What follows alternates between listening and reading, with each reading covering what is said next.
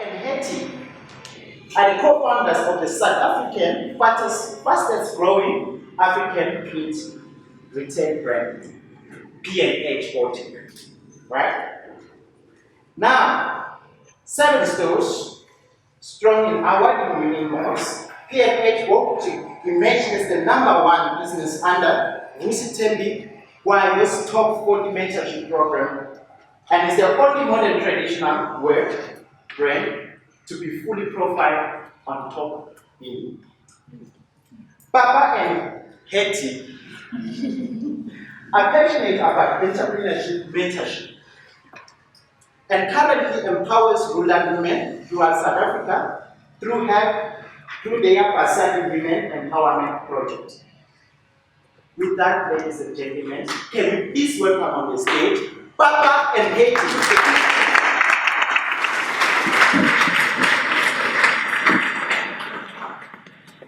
Good morning. Is it still morning? Yes. Okay, great stuff. Hi everybody, my name is Hetty and I am the H in P&H, and Papa will be following after me after I've started with you guys. I'm hoping to make this a fun and interactive session where we can also have Q&A and really have engagement and conversation as well. Not too many years ago, I was sitting exactly where you were sitting. Papa and I actually met in our very first week at the University of Pretoria, and that was in 2003. So I often say that over and above our degrees, Tux also gave me my husband.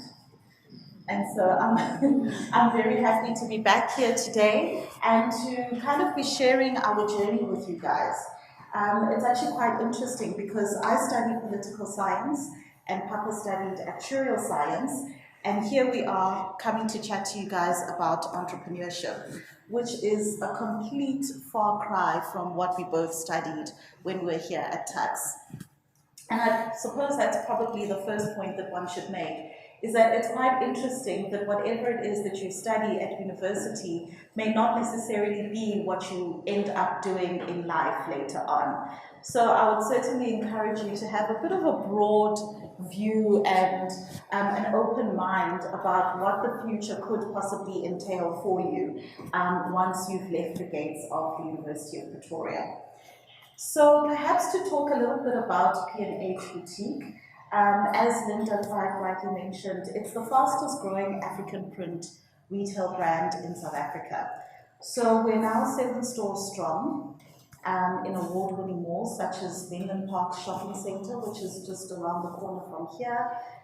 We've got stores in Johannesburg, Cresta, Southgate, Westgate, and then of course we've also outside of the Gauteng area in Polokwane and in Nelspruit as well. So having said that, it all sounds quite glamorous and airy-fairy, but the truth of the matter is entrepreneurship is a far cry from that. We actually started our business in the spare bedroom of our house. So after we graduated here at Tux, both of us went into the corporate realm, which is what we all expect to do. We send out our CVs, we apply, we get a job, and we start on our career journey and our path with bright-eyed, bushy-tailed, with all kinds of dreams and expectations for how our lives will unfold. So when Papa and I got married in 2010, we were on honeymoon, daydreaming about what our futures would look like and the type of life that we wanted to build for ourselves. And whilst we were doing so, we decided that we actually enjoy each other's company. Imagine that. And that we would actually love to build a life in which we could spend as much time with each other as possible and not necessarily be confined to an 8 to 5 or a 9 to 5 job. And so we realized that in order to be able to do that, to be able to spend time together, to be able to build time and money freedom, and to also be able to do something that will leave a legacy, business would be the route for us to take. Now, we weren't really sure in what format that would be. We weren't sure exactly how it would play out, but we knew that we wanted to do a business together. So when we first started, we actually didn't start out with African print clothing. We actually started out importing Egyptian cotton shirts. My parents were staying in Egypt at the time and we would often visit, and we saw a bit of a niche or a gap in the market that we thought we could take advantage of. So fast forward a couple of years later, of course, we didn't end up continuing with Egyptian cotton shirts. Because when we started, we realized that, it wasn't quite working out the way that we thought. And that was a really big lesson for us in entrepreneurship, is that the ideas that you have at the very beginning, the plan that you have for your business at the very beginning, may not necessarily be what you end up with at the end. It's so important to have an open mind.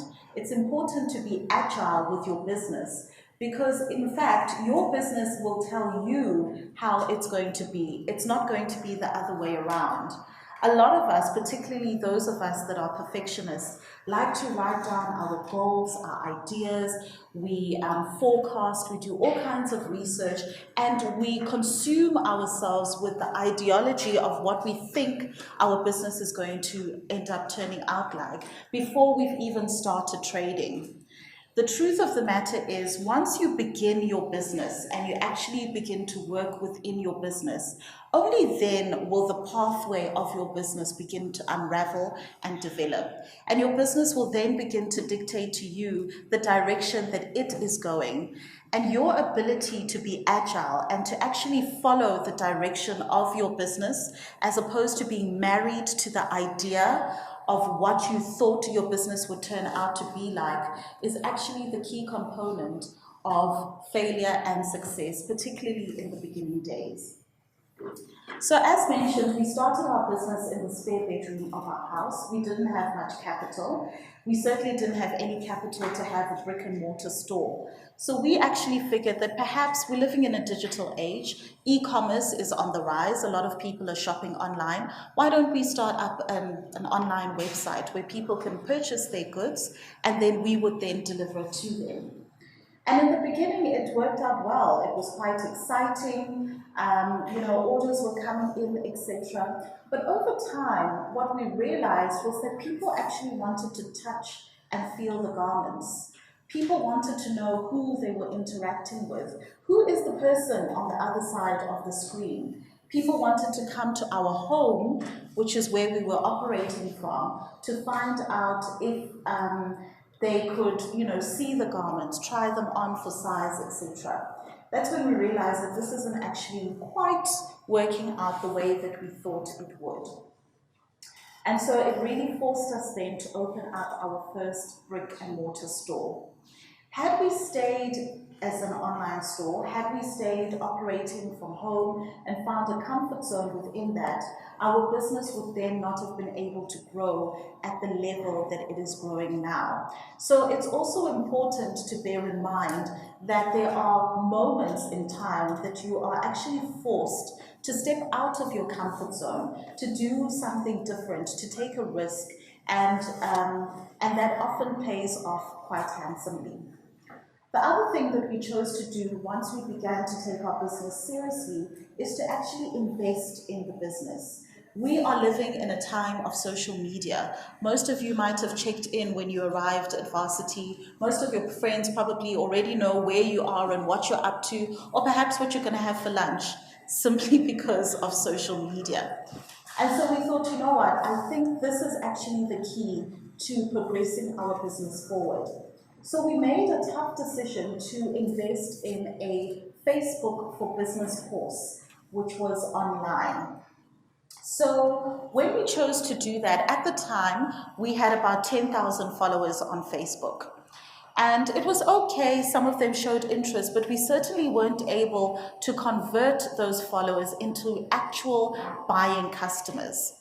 And so we invested in a Facebook for Business course, and that course taught us how to generate organic interest, how to reach our target market and to keep them engaged. And within 6 months of doing that Facebook for Business course, we were then able to grow our business to 100,000 followers. Now, the difference with this 100,000 followers is that these were now our people. These were people that were interested in African print clothing, and these people were able to then convert into actual buying customers. Now we have over 500,000 followers on social media platforms, and we're able to grow from that momentum.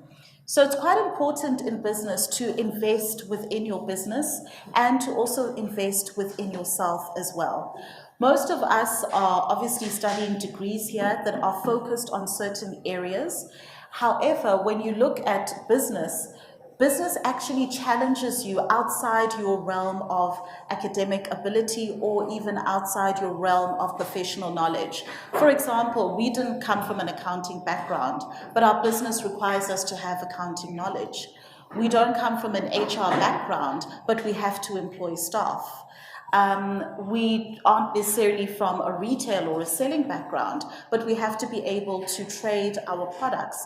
We also need to learn people skills, how to win friends and influence people. And so it's so important to invest in your own knowledge, skills, and abilities to be able to also run a successful business. So once we had actually opened up our first store, we then began to grow, and we've opened up in various other areas within the country as well. One of the things that I'll definitely say that a lot of people often feel is challenging within business is also the aspect of capital as well. How do you start a business without having any money, or where do you access funding, etc.? And what I've often found, particularly when we find people who want to be mentored by us or are seeking advice, is that their number one question is, how do we get capital? Well, the truth of the matter is, as I stand here right in front of you, we are still 100% self-funded. So it is possible to grow a business from your own capital. And it obviously does require a lot of discipline. It does require a lot of sacrifice as well, but it is actually possible. What most startup businesses actually need is the ability to just begin, to make use of the resources that are available to you, particularly resources that are free. We live in a digitized age where social media is free. There are a lot of online advertising platforms as well. And so there are ways in which you can begin to kickstart your business without actually having much capital at all. And then, of course, you get those businesses that are heavily capital intensive from day one. And if you don't have access to funding or don't have access to available cash flow, the other way of looking at it is to be able to do a business that is able to generate an income for you that you can then pump into your business that requires an income. Because sometimes within entrepreneurship, you also do have to consider serial entrepreneurship as well. Today, our business is in a state where we're able to design our own lives, which is exactly what the goal was when we started our business. We were juggling full-time employment and having our side hustle, on the side. And we often read a lot of books, particularly books by Robert Kiyosaki, which most of you might know. He is the author of Rich Dad, Poor Dad. And we used his systems and strategies to understand how is one able to transition from a corporate job to become a full-time entrepreneur. So we really juggled being within corporate full-time and part-time entrepreneurship up until the point where our business was then able to replace our corporate income and we're able to become full-time entrepreneurs.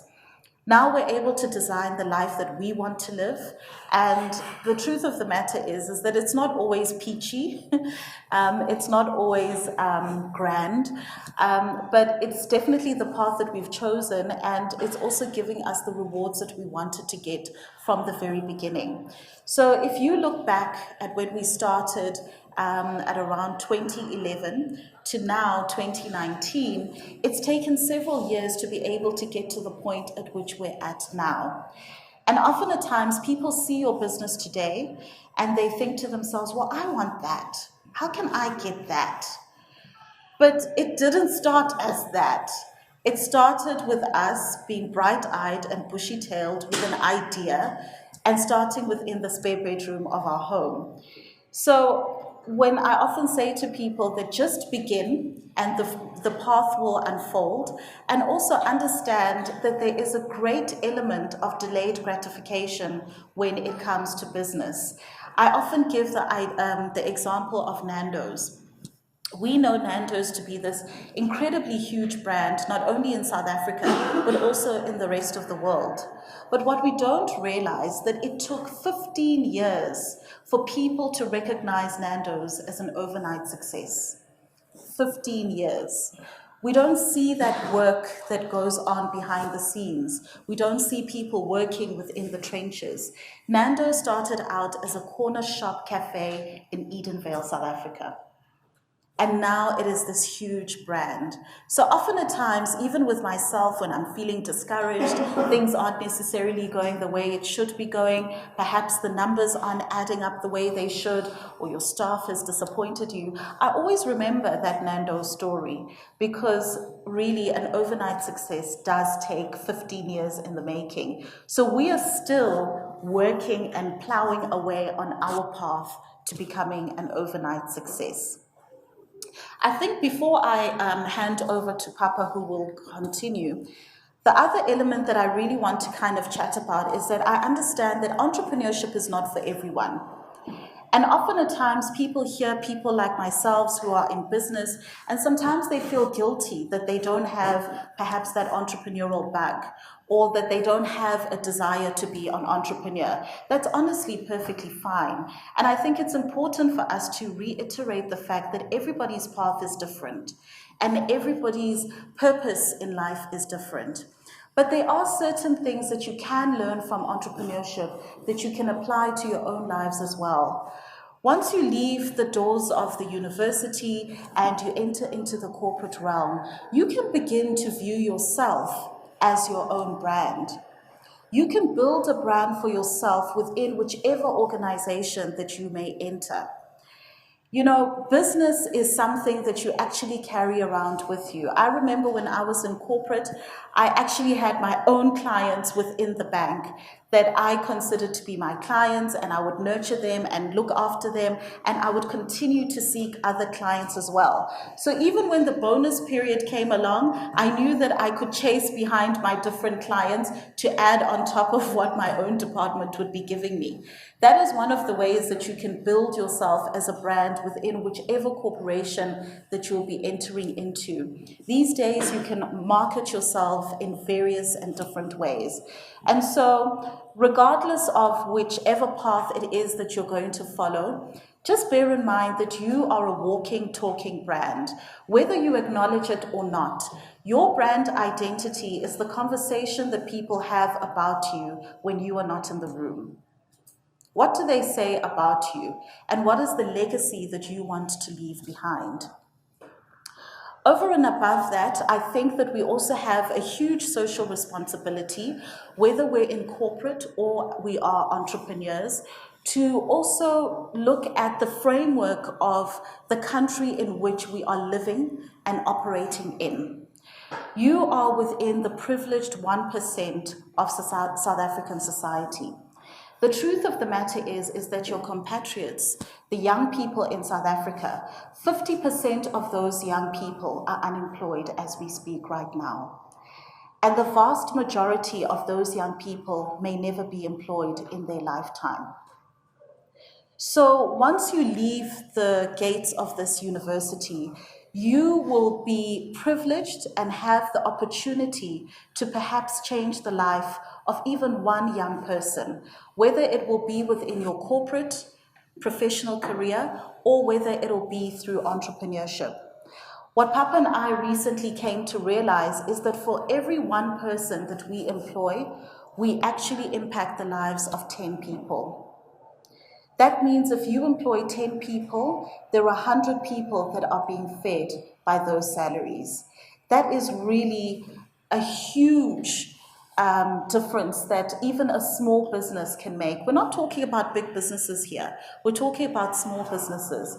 We actually have the ability and the power to make a positive impact within the South African economy.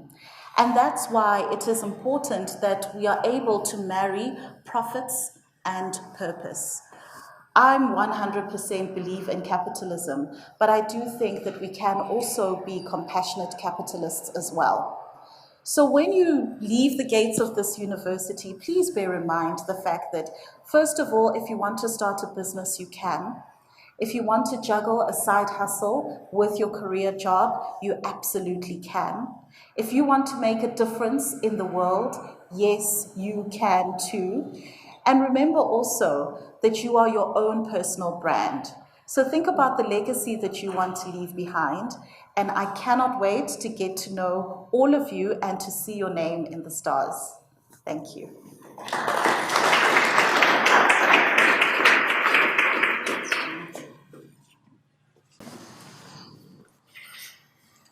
Good afternoon, everybody. I think the first place I want to start with, how incredible was my life, guys? Wow! I was sitting there and look, I'm with her every day, but I was still getting goosebumps. Is that allowed? Is that okay?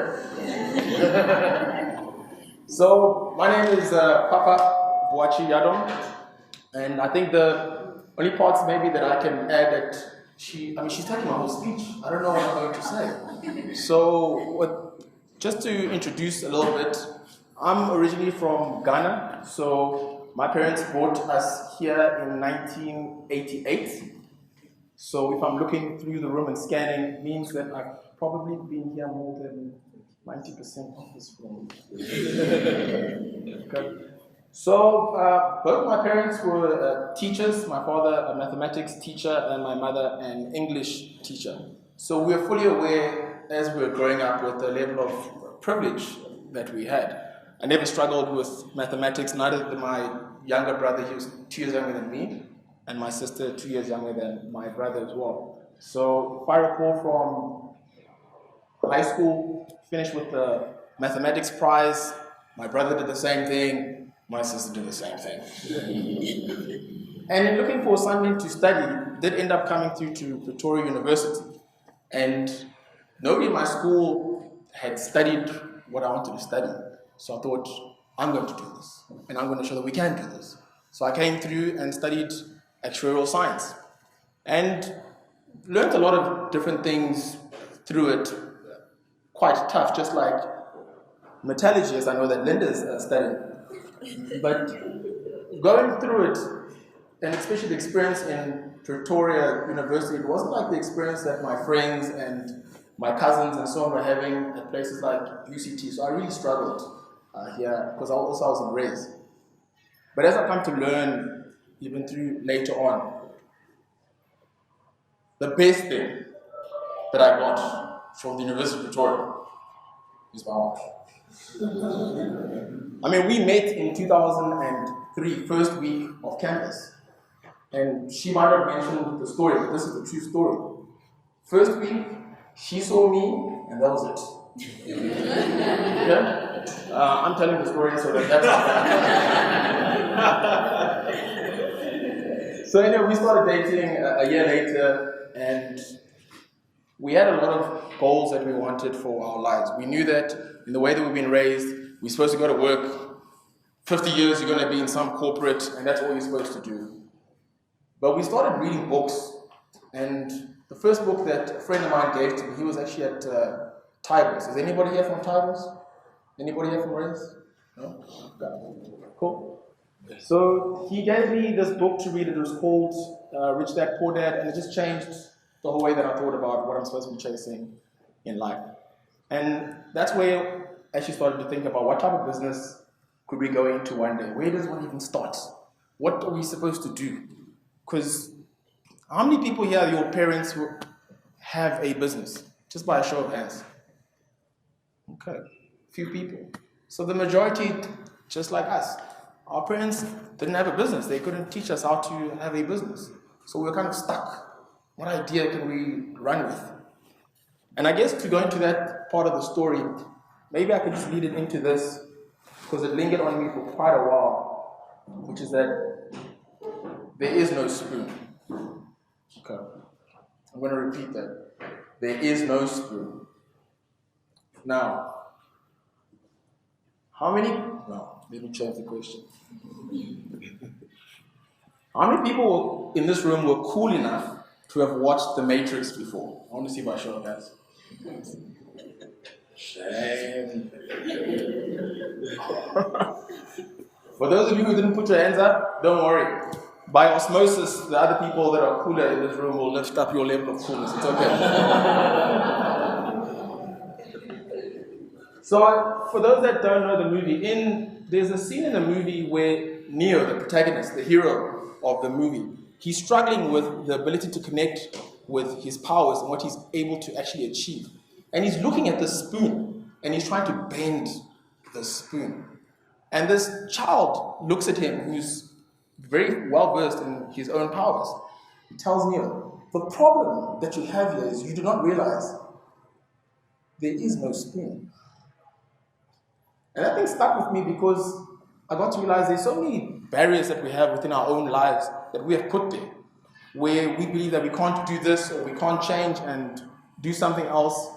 And we're not actually realizing that we are putting a spoon in front of us and we are trying to move it. And we need to realize that that spoon doesn't exist. Does that make sense? So the first part where we got to see that, and she already touched on how the business had started and everything. The one example, I read a book, it was called Unfair Advantage. And the whole premise of this book, Unfair Advantage, was that whenever you meet or hear from people who have achieved just a little bit, don't think about, how do I do what they did? How do I become them? No, the key is to try and think, how can I think like them? Because if I can think like them, then I can apply whatever they've done in my own life. And one of the things that came through as she spoke about was that investing in ourselves, and that's how we ended up doing that Facebook course. I mean, at the time, she didn't mention the numbers, but that course was $2,000. Some foreign company up in the States. We had to do it online while we were working. It was a lot of money at the time when we didn't have it. And when we took that risk, here's the thing. 90% of what we learned in that course, we couldn't use. It was rubbish. But that 10% made all the difference. There are many different courses that one can take that'll, one can learn outside of normal things from university, because the world is changing and we need all of those skills for ourselves. The other side as well related to what happened after that Facebook course. So, yes, we'd started and now there was more interest. Okay, there was more interest. But then now there's too many people coming to the house. it's a different problem to have. So there was too many people coming to the house and we were staying in a complex. And I remember that December, at the end of the December, we got a lawyer's letter from the body corporate. And what they said, I'm not going to go through the whole thing, but what they were saying in the letter was that, listen, I'm not sure that you guys are aware, but you're not allowed to have a business in a complex.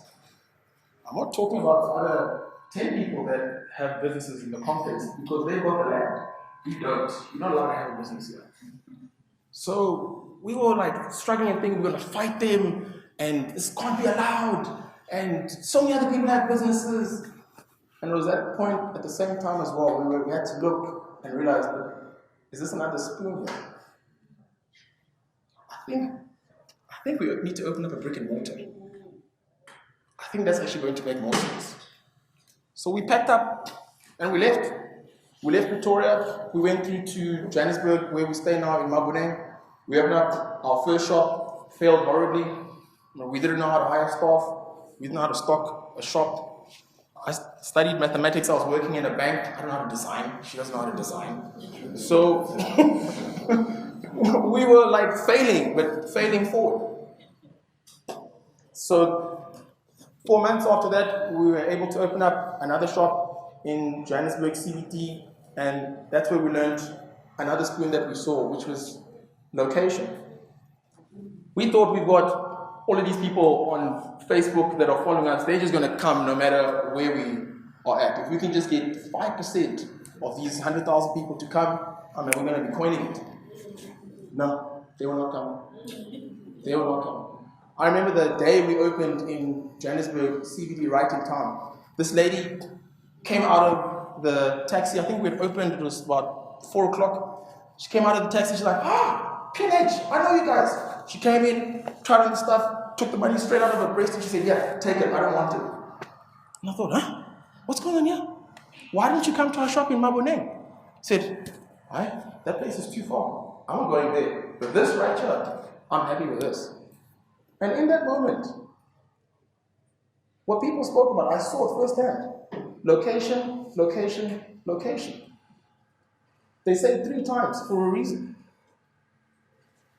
After that experience, we needed to open up in Pretoria as things had developed.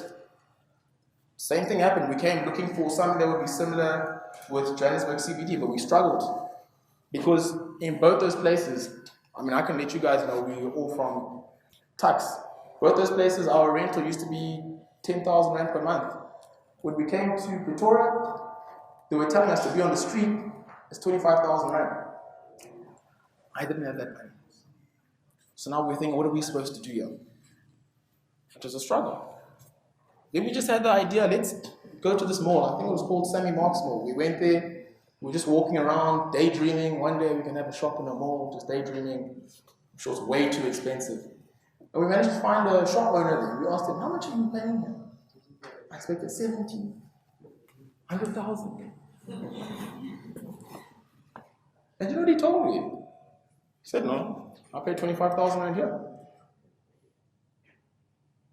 So, but all those guys on the streets, they also paying 25,000. Why aren't they here? And he's a chap, an older guy. He said to me, you know what their problem is? There is no spirit. All they're seeing is the spirit. That's why they're there. And we're here. From then, it changed everything that we were doing. We contacted Menlyn. It was, let me give the credit where it's due, just my wife's idea. I thought Menlyn was way over the top. No, I honestly did. So we contacted Menlyn and we told them this is what we're experiencing. We'd love to be here. And they said, sure, come through. We'd love to have you guys. It's something completely different. And yeah, for 4 months we'll have you in here. Guess how much they wanted to charge us? They charged us 10,000 Rand per month. For 4 months. Look, I pay much more right now. But it was just an entry point. And I thought, gee, I'd never even considered a place like this. But we pitched the story and they said, you know what, we like you guys. We'll give you guys 4 months to start out. And then afterwards, it's really going to kick in. And if you can't manage, you will go bankrupt. We'll take you out. They really do that. So, and that's been our introduction into all of these places that we've gone into. And so, I've spoken with a few of you guys, and I'd like to, of course, understand, why you came. I've met people here who are studying criminology, studying BCom management, and all types of different fields that you guys are here. Look, I never would have been here when I was studying. Number one, I didn't know about all of this. And number two, I was completely focused on this corporate area that I was supposed to go to. But the reason we keep mentioning this thing about working is that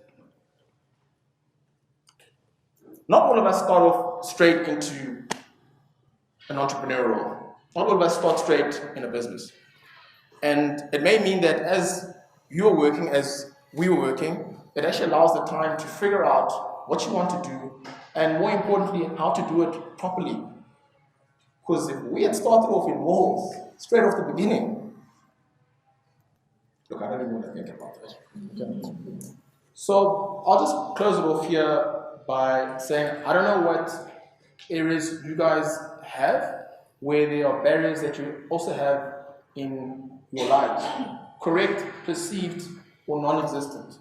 But the key actually is to remember that there is no spoon. And there are ways in life to get around things in order to be able to get what we actually want. Okay? Thank you.